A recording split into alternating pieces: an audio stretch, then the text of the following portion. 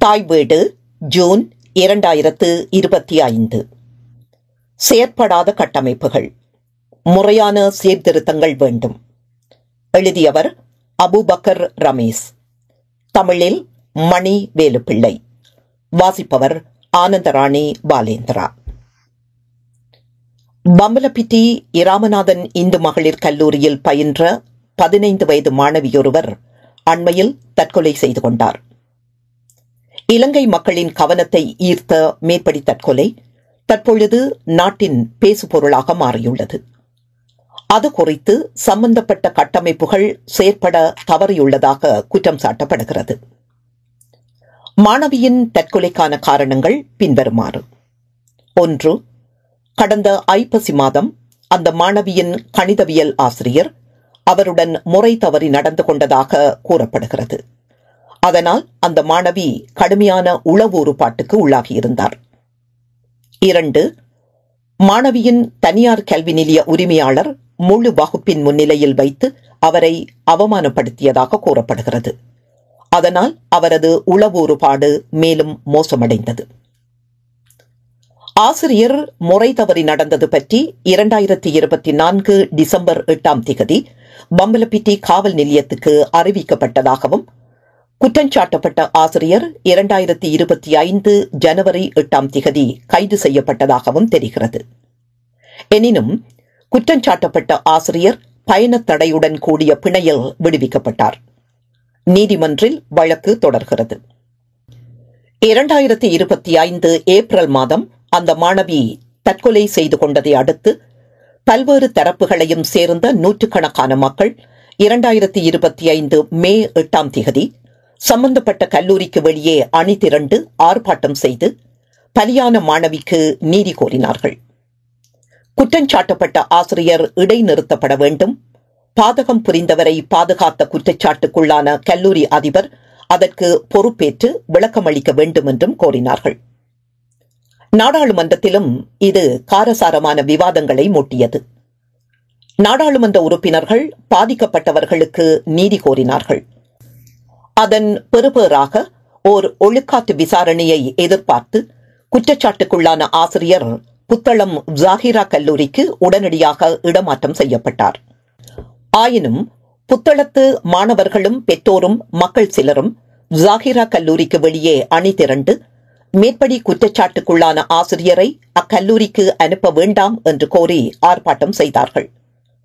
பிரச்சினை தீவிரமடைந்ததன் விளைவாக குற்றச்சாட்டுக்குள்ளான ஆசிரியர் ஒழுக்காற்று விசாரணையை எதிர்பார்த்து கட்டாய விடுப்பில் அனுப்பப்பட்டார்.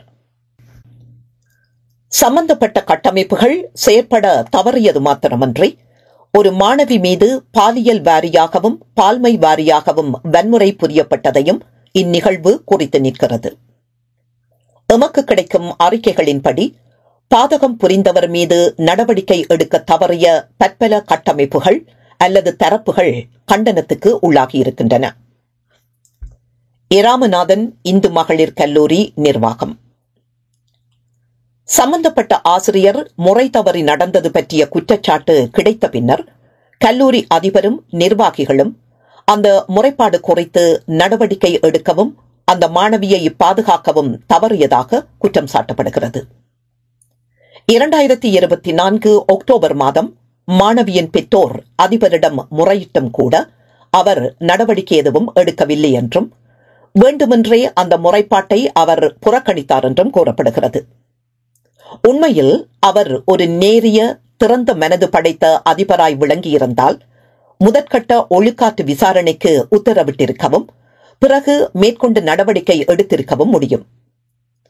அதிபராக, துணைவேந்தராக, பணிப்பாளராக, தவிசாளராக, அதாவது பொதுவாக கட்டமைப்புகளின் தலைவர்களாக விளங்குவோர் தத்தம் கட்டமைப்பினுள் ஏதேனும் பாலியல் தொந்தரவு இடம்பெற்றதாக முறைப்பாடு கிடைக்கும் இடத்து முதற்கட்ட ஒழுக்காற்று விசாரணையை நடத்த கடமைப்பட்டவர்கள். அதன் பிறகு முதற்கட்ட விசாரணையில் கண்டறியப்பட்ட விவரங்களை அடிப்படையாக கொண்டு பார்த்த மாத்திரத்தில் மெய்யாக தென்படும் சான்று கிடைத்தால் அரசாங்க தாபன விதிக்கோவைகளின்படி குற்றம் சாட்டப்பட்டவரை உடனடியாக இடம் மாற்ற அல்லது இடைநிறுத்த நடவடிக்கை எடுத்து சட்டத்தை நடைமுறைப்படுத்த அவர்கள் மேற்கொண்டு நடவடிக்கை எடுக்க முடியும். அதேவேளை தத்தம் மேலதிகார பீடங்கள், காவல்துறை, தேசிய சிறுவர் பாதுகாப்பு அதிகார சபை போன்ற மற்றும் பிற கட்டமைப்புகளுக்கும் அவர்கள் தகவல் தெரிவிக்க வேண்டும். ஆனால் மேற்படி மாணவியின் பெற்றோர் முன்வைத்த முறைப்பாட்டை கல்லூரி அதிபரும் நிர்வாகிகளும் அறவே ஒதுக்கி தள்ளிவிட்டார்கள். ஆதலால் பாதகம் புரிந்தவரை பாதுகாத்த குற்றச்சாட்டு கல்லூரி அதிபர் மீது சுமத்தப்பட்டது. கல்வி அமைச்சு கல்வி அமைச்சு அதற்கு கீழ்ப்பட்ட வலய கல்வி அலுவலகங்களின் அல்லது பாடசாலை கூடங்களின் தேவைகள், முறைப்பாடுகள் குறித்து நடவடிக்கை எடுக்க நியாயம் உண்டு. பள்ளிக்கூடத்தினுள் நடப்பதை கல்வி அமைச்சுக்கு அறிவித்தாலன்றி அல்லது வேறு விதமாக அதன் கவனத்துக்கு கொண்டு வந்தாலன்றி அதை அறியாது போகக்கூடும். கல்வி அமைச்சு மேற்படி விடயம் குறித்து நடவடிக்கை எடுக்க தாமதித்ததாகவும் போதியளவு பதில் வினையாற்ற தவறியதாகவும் சாடப்பட்டுள்ளது.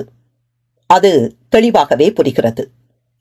அதாவது பாலியல் தொந்தரவு குறித்து 2024 டிசம்பர் மாதம் காவல் நிலையத்தில் முறைப்பாடு செய்யப்பட்டது. 2025 ஜனவரி மாதம் ஆசிரியர் கைது செய்யப்பட்டார். எனினும் 2025 மே 8ஆம் தேதி பொதுமக்கள் ஆர்ப்பாட்டம் செய்த பின்னரே கல்வி அமைச்சு நடவடிக்கை எடுக்க நேர்ந்தது. 2025 மே 8ஆம் தேதி அந்த ஆசிரியரை புத்தளம் ஜாகிரா கல்லூரிக்கு அமைச்சு இடம் மாற்றியது.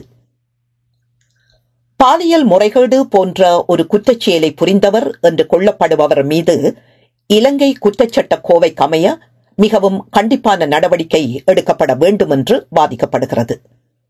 எனவே அவரை இடம் மாற்றுவது மட்டும் போதாது. ஆயினும் புத்தளம் ஜாகிரா கல்லூரியில் ஆர்ப்பாட்டம் நடந்தபடியால் ஓர் ஒழுக்காற்று விசாரணையை எதிர்பார்த்து குற்றம் சாட்டப்பட்ட ஆசிரியரை கல்வி அமைச்சு கட்டாய விடுப்பில் அனுப்ப நேர்ந்தது.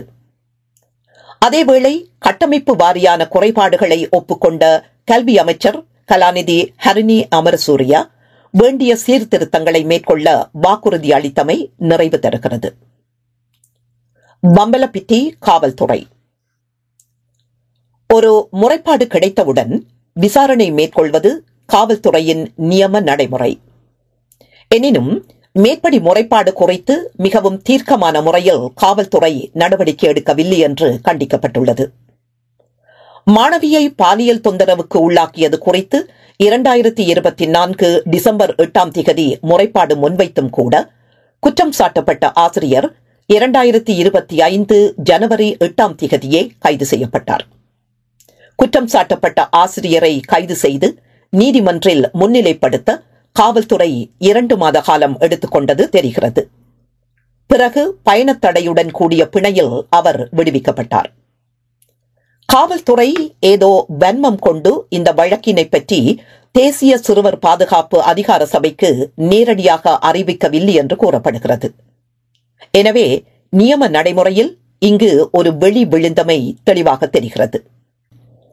கல்லூரி அதிபரும் கல்வி அமைச்சும் செயற்பட தவறியதை இவை அனைத்தும் உணர்த்துகின்றன.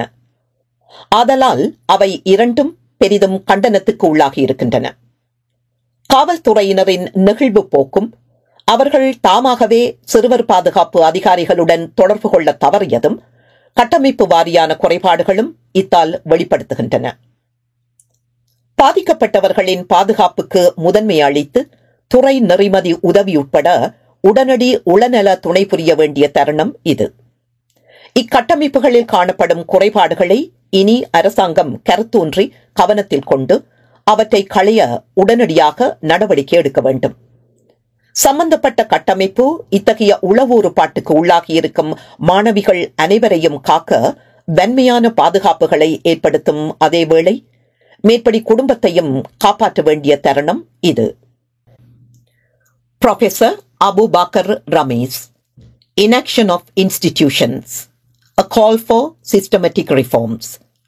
Colombo Telegraph, 2025-5/18. Translated by Mani Velupillai, 2025-5/19. Nandri.